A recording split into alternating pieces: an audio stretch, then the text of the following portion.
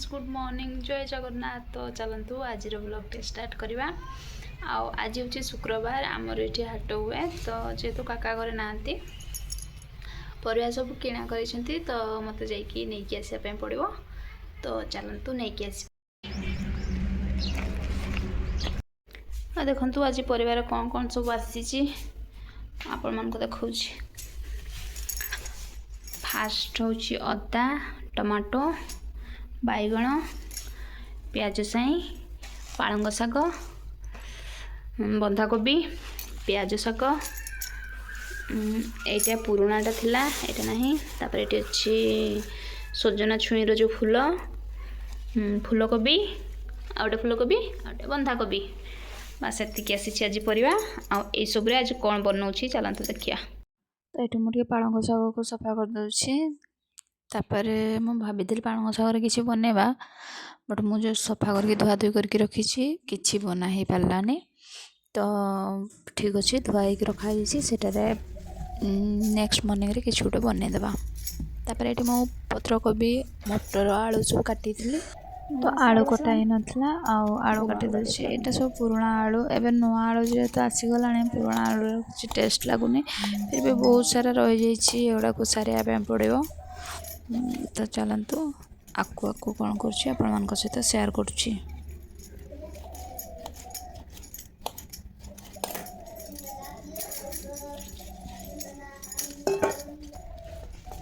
तो ये आज भाउज बाड़ी को आसी तो भाउज थैंक यू कहीदे जी वीडियो देखुव ताले जन थैंक यू। भाउज ना नेबी भाउज परमिशन नहीं नेबी। परिया काट देछि एठी होछि पत्रकोबी आलू बैगण अच्छी तले यहाँ गोटे देखा बैगण आ मटर। तापर ये होछि खट्टा हम खट्टा काट देछि टमाटो मटर यहाँ होछि से जो प्याज साई आ खजुरी आ धनिया पत्र। तो ये पकई देछि भृषंग पत्र आ प्याज लंका यहाँ खाई आसला टमाटो को पकईदेवा। तो चलतु मो रोसे सरी ना या देखु बुटली बुटली हाँ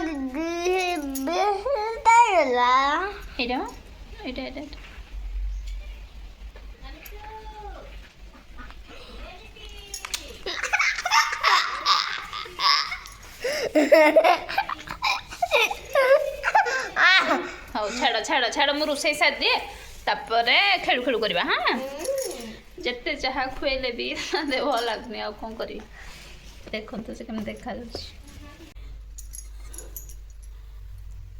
कोबी घांट भी ये खट्टा हो बनवा ए फूल को अब ये मुझे फास्ट टाइम बनैबी आगु के बनैनी। तो आपण मान सहित रेसिपी कौन शेयर करी मत तो जना नहीं मो बो को बुझिकी जणे खाई सारा पर जन भी टेस्ट केमती होता। हाँ आपण को जब मोर वीडियो भल लगे ताला प्लीज चैनल को लाइक शेयर और सब्सक्राइब करने जमारू भूलें कौन पे ना आपण मान सपोर्ट मत बहुत ही दरकार। तो प्लीज गोटे लाइक गोटे शेयर आ गोटे सब्सक्राइब निहाती करेंगे। यहाँ कौ फूल जापारे कि नहीं जो सजना छुई हुए से तारी फूल आटा आज फास्ट टाइम बनाऊँ देखिए केमती कौन हो बन सारिकी खाई सारा